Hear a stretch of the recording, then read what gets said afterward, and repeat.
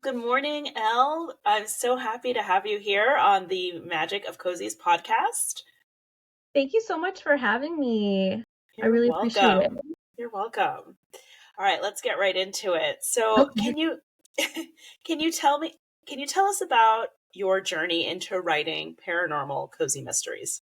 Yeah, so about 5.5 years ago, my disability, which is called Ehlers-Danlos Syndrome, got a lot worse. It had just progressed, and so I was in just like all this pain, and I couldn't really do much except read. But I didn't really want to read anything heavy because I was, kind of like going through a lot, and I just wanted something to make me feel cozy. And I hadn't even heard of cozy mysteries at that point. And then I got a recommendation, I think on Amazon, for one of Cindy Stark's books, The Once Wicked. Once Wicked is the first book in that series. And I just loved it so much. And I just powered through that whole series. And then I picked up some stuff from Amy Boyles. And I just like kept going and going and going. And I read like 100 of these and just loved it so much. And then I ended up having to stop working because of my disability. And that, it seemed like the perfect time to start writing. I think a lot of people, we have that like, oh, I want to write one day thing, and you have all your ideas, but that really gave me the time to do it. So I really needed like those cozy vibes in the reading and the writing, and I've always really loved fantasy. That's been a big thing for me. And I also get like creeped out by like some of the heavier stuff and like certain mysteries. So this is great because I could have the mystery aspect in that puzzle, which I really love, without like creeping myself or anybody else out, and having all those cozy vibes, and then bringing in those paranormal elements, fantasy elements that I've just always really loved. And I've always been into like psychics and things like that, so I kind of started there, and then I moved into vampires, and now I'm going to be moving into and a talking cat, and then I'm going to be moving into witches next. So yeah, That's it's exactly. yeah, it's fun.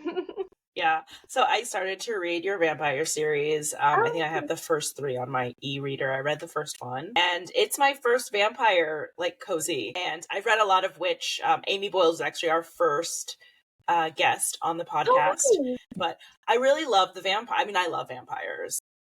me too. And I didn't get into the whole vampire like television series when they were really, really popular. Some of them I did. I was a little too young for Buffy. It scared me a little bit, but I Yeah. knew of it. It was in the like sphere of influence. I had a really good friend who was really into Anne Rice, which that was in like middle school, but that was like a Oh little too wow. much for me. Yeah. Little too much for me I at the can see time. that Now at I that could age. probably handle it, but I love vampires, and I love how you've sort of made this little cozy world with them in it. And they're Oh, so, like all paranormal everything, anything is not necessarily meant to be believable, but the way right. you present the vampire in that series, sort of the creature of the vampire, it makes it so believable. Like, sure, this could be anyone, right? It's not Yeah, as fantastical as, sometimes we've seen the creatures perceived. So I really, really absolutely. like it.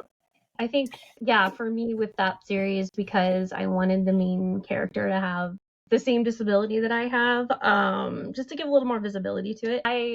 I felt like I needed to make the vampires more believable because you're no, like more closer to humans, I guess, because I had to like explain how this vampire could have such a disability. And so yeah, that's kind of what like drove me to do that. But then I ended up just really liking it, and the whole town and all those vibes. That was a really fun series to write. Enjoyed it so much. So you mentioned that you had started reading sort of paranormal and witchy cozies when you had more time. But what is there anything else that inspired you to blend the elements of supernatural themes with a cozy mystery series? And why cozies? Like, what made you decide to write in that genre? I think writing in the mystery genre, part of it was just like inspiration, in I think like coming up with mystery plots. I had a lot of ideas, and then I also had like I don't know, I just really enjoy that puzzle building. So being able to like sit down and just map out all the little pieces, and um, that has always really appealed to my brain and the way my brain works. But like I was saying, it's just like some of the creepier elements can be a bit much. So I really like with cozies that, you know, usually the murder's happening off like off page, like you don't read about the actual like murder happening. It's kind of like, oh, there's a dead body, but then people are still like, well, let's go to the coffee shop, and you know, so it's just kind of, it's a fun way to have the mystery without all the heaviness. And then those cozy aspects, like I just love like all the different cozy jobs you can have. And with my vampire pet boutique, I just loved being able to create this like pet boutique full of ridiculous things like cat backpacks and expensive perfumes for your dog. And it's just so fun to be able to have those things. And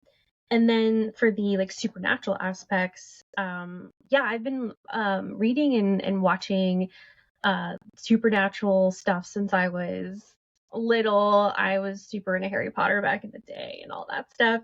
And so I think adding those elements is just like was super natural. That's funny. I wasn't trying to say supernatural, but it was very natural to me to add those elements um into the stories. And I think I've just always liked that like idea of there being something a little more that most humans don't know about, like psychic visions or vampires, witches, you know, brewing potions, and um just like little hidden towns full of all these wondrous things. Like I think we all kind of have that desire to like, you know, go through the door to Narnia and all that.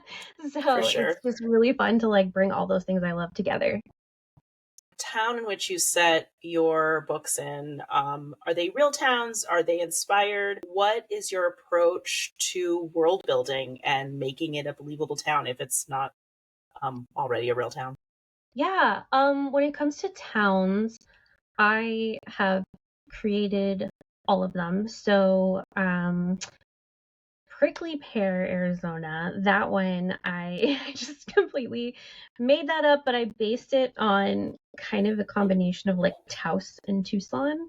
Hmm. Like the whole idea of a cozy like town square. I took that from Taos, and then things like that. And I think I started there because I live in Tucson, and you don't see a lot of books set in the Southwest necessarily. So I thought it would just be fun to kind of like allow people to learn a little bit about this environment through the books. And making the towns believable is all about being like really consistent.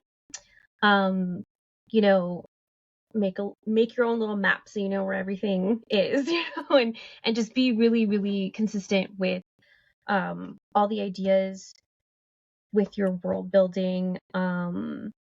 You know, if you're like right now I'm world building my witch magic series, and our witch cozy series, and just making sure that you know exactly what things your world has and what things it doesn't, and being consistent with those really helps the reader to be able to immerse themselves so that when they pick up the next book they just kind of fall back into the world. I'm also working on an urban fantasy series, and that's really important for that too.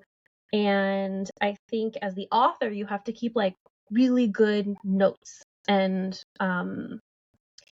on everything from your characters and what they can do to the town layout to the overall magic systems. I think consistency is important. And then I would say if you do have like characters where you're going to want their abilities to kind of grow and change, or even the worlds to grow and change, to plant those seeds earlier and make it believable.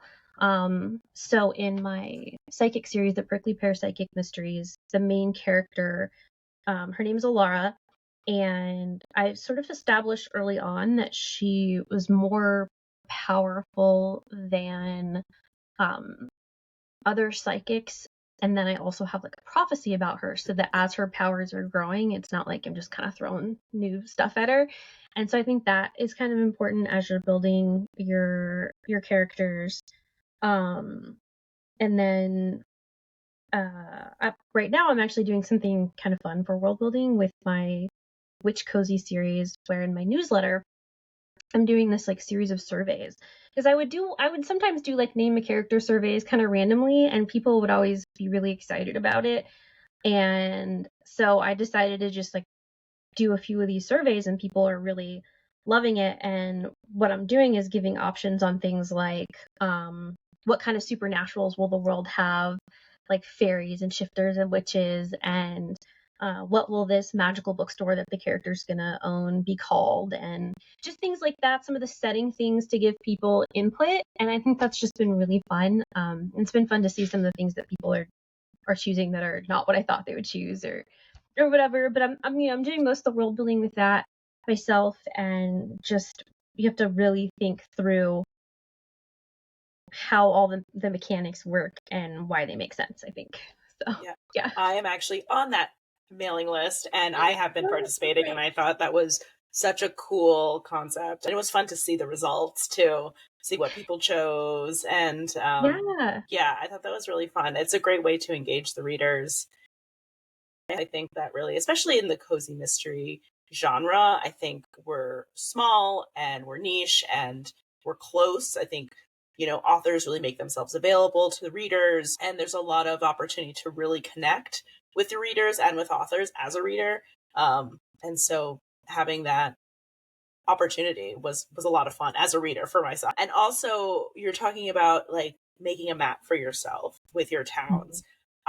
I think I said this in another episode. I really wish I was an artist or a graphic designer, even, because there's so many times I'm reading series that take place in like the cutest small town, and in my mind I kind of have an idea of where things are, but Yeah. I wish I had that skill where I could create maps for authors, be like, here's your town.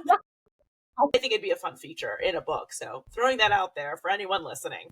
True. Yeah, I wish I had that skill too, because my maps that I draw for myself are very rudimentary and messy.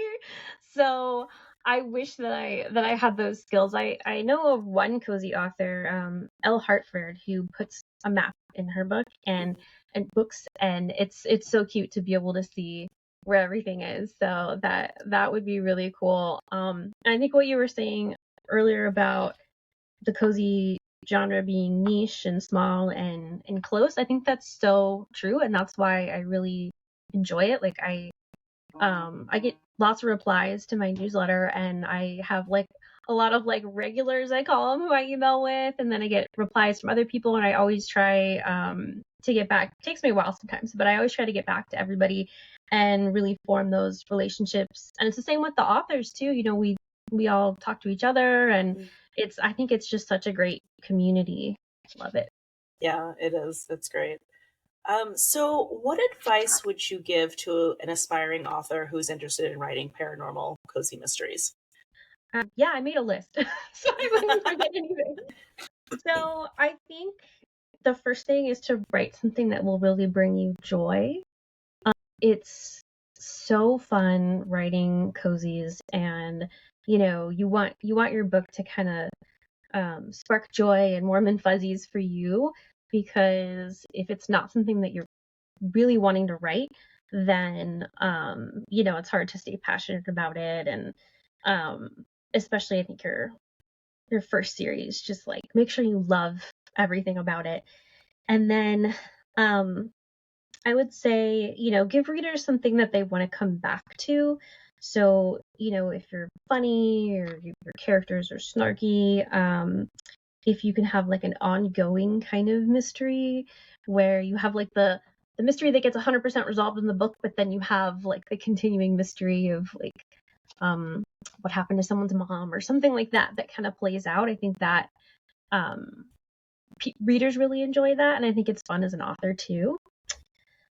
Um, and I would say, also like give your readers a peek into your world with like a little short story or novella to let them jump in for free and see if they like it.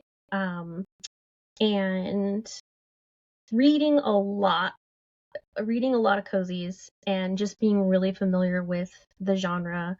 I think I read like it was like 150 or something like that before I ever wrote one, because you want to really understand the genre and understand what readers like about it. Um, and then, focusing on the path that you want to take. So if you want to publish independently, then read a lot of paranormal cozies by independent authors. Or if you want to submit and query and go traditional, then read a lot of those too, because they're a bit different. Um, and yeah, just kind of like knowing and understanding your audience ahead of time, and then it really depends on your goals from there. If you want to reach a lot of readers, then I would say do your research on market trends, kind of before you start writing, to make sure your book is marketable. Um, and if you're more interested in just writing what you want that brings you joy, then stick with that, and you'll find you will find readers that resonates with. And start a newsletter early. Readers love newsletters, especially with cozies. I think newsletters are really important. So start kind of building that audience before you release your first book. And make author friends. That's a big one. You can find a lot of author friends or other industry contacts, such as yourself, on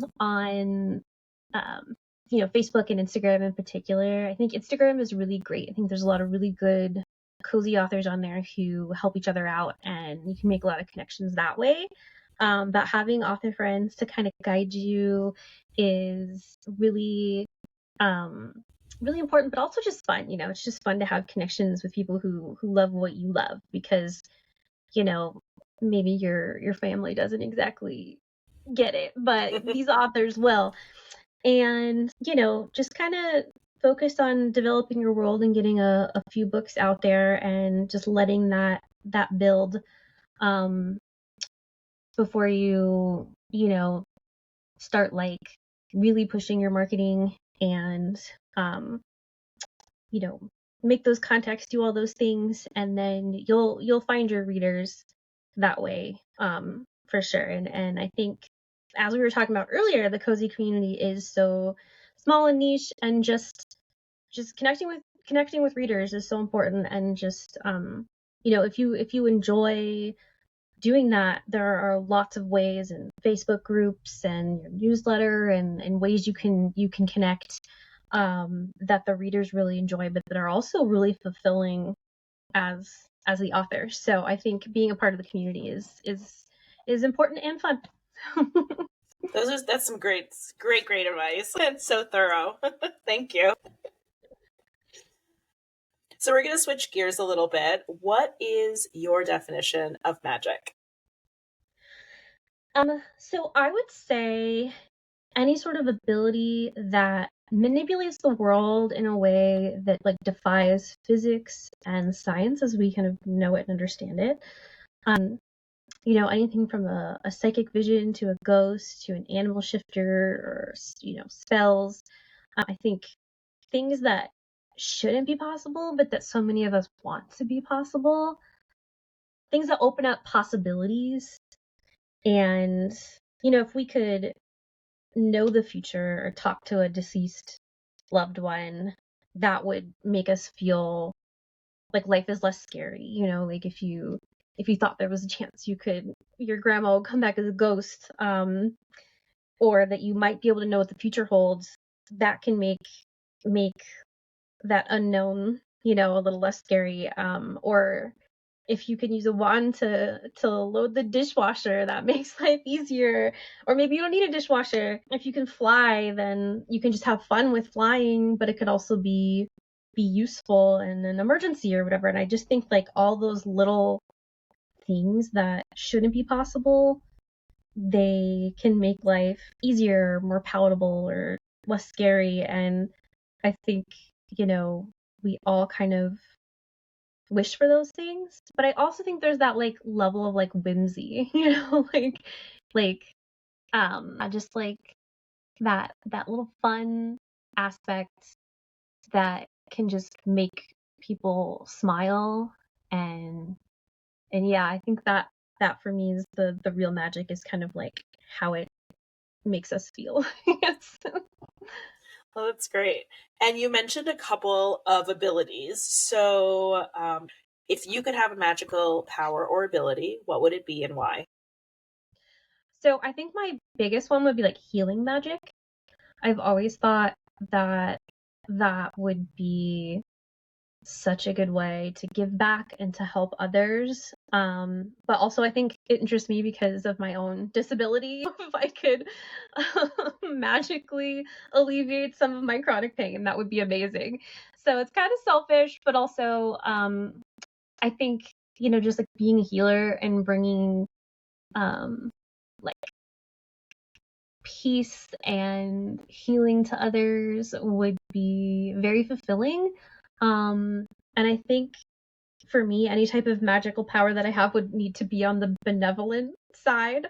Too much power would be scary for me. I wouldn't want like some crazy big power. I think the only other type of magical ability I would want would be like small spells with loading the dishwasher, helping me cook. I think of Mrs. Weasley and Harry Potter and the spoons stirring and the dishes flying around on their own, and then, summoning objects so that I don't have to get up with my pain, I can just bring things to me. I think those little things would be fun and would be like kind of benevolent, and that would be important to me. I mean, disability or not, I think we all wish we had a little bit of that, like, oh, can this just come to me right now? Mm-hmm. Me If it too. could just fold for me, that'd be great. Mhm. So, what is your favorite way to get cozy with a book? I think for me, it's on the recliner or on the couch with at least one dog. I have two dogs, and I have one who will almost always lay with me when reading, and another one who's kind of like touch and go. But I need at least one of them if I'm going to really be cozy. And then a warm beverage, or, obviously where I live in Tucson, it gets really hot in the summer. So maybe sometimes iced coffee. And then in the winter months, I like to turn on the fireplace. But again, I can only do that for like a few months here because it's just way too hot. But I also really like reading on the beach. So if I go on like a beach vacation, I'll bring a bunch of books and my Kindle and just read and listen to the ocean. And that's like my dream vacation and my like dream spot to read. Oh, that sounds so nice. For the listeners, I am also in Tucson, and there are definitely times where we have turned on the fireplace and opened all the windows and sliding glass Right? doors just Yeah, to get that sense of winter. I have done that too. There's like a sliding glass door right next to our fireplace. I will open that and then have the fireplace on because, it's not getting down to 20 degrees here. It's Yeah. maybe getting down to 40 in the winter. Yep. But 40 is cold in the desert for those who It are is. not from the desert. It doesn't It, sound cold, but it can be really cold. it But we do is, things. yeah. So, what are you reading right now? Do you have any book recommendations for our listeners? Yeah, so I'm currently listening to, I like to do a lot of cozies on audio. And I just like those like cozy vibes while I'm, I don't know, doing things around the house. And I'm listening to Magic, Mayhem, and Murder by Tessa Bryant. That is the first book in her series, and I'm really enjoying that so far. I just finished like yesterday, Flying Off the Candle by Sarah E. Burr, who I think you had on your podcast Yes, recently, right? yes, yeah, she She's was. amazing. Yeah, and I love that whole series. I highly recommend that series. And then next I'm going to be reading The Grim Steeper by Gretchen Rue. And I love that whole series too. It's all about tea and books and everything. And then for recommendations, I kind of always recommend anything by Danielle Garrett. I think her books are amazing. The Nine Lives Magic, the Beechwood Harbor Magic, and the Ghost series. Those are all so great. Gigi Pandian has the Accidental Alchemist series, which Mm-hmm. I think is just so fun. It's in Portland, and it's I don't know, I just love the gargoyle that's in it. Elle Hartford has the Alchemical Tales, so another alchemy one, that is set in this little like cozy fantasy world, but they're mysteries. It's so fun. I love Trixie Silvertail's Mitzi Moon series. Those are all good. And there's one that I always like to recommend that isn't paranormal, but Josh Lanyon's Secret and Scrabble series is so fun. It's like got a lot of this like pirate theme stuff because it's on this little island that was like settled by pirates, but it's got like um the main characters are both men. It's LGBT representation. It's so great. I love that series. I recommend that to everyone. Oh, great. I'm going to add that to my TBR It's so as good. well. I actually have Gretchen Rue's book one. I started on audio. I have to actually continue it. I keep forgetting. I have so many TBRs everywhere, but I I know. did start it, so I have to go back to that for sure. It's so good. Yeah. So do you have any new projects that you'd like to share or promote? Yeah, so on November 20th, I'm releasing the third book in my Chatty Cat Mysteries series. It's called Feline and Felonies. That whole series is a spin-off from my Prickly Pear Psychic Mysteries, where the main character in the Prickly Pear series, Alara, she basically finds this cat that she can talk to. And there's a whole explanation for it in the book. But then I don't know, I really love the cat. He's just super snarky and just has this like really funny attitude.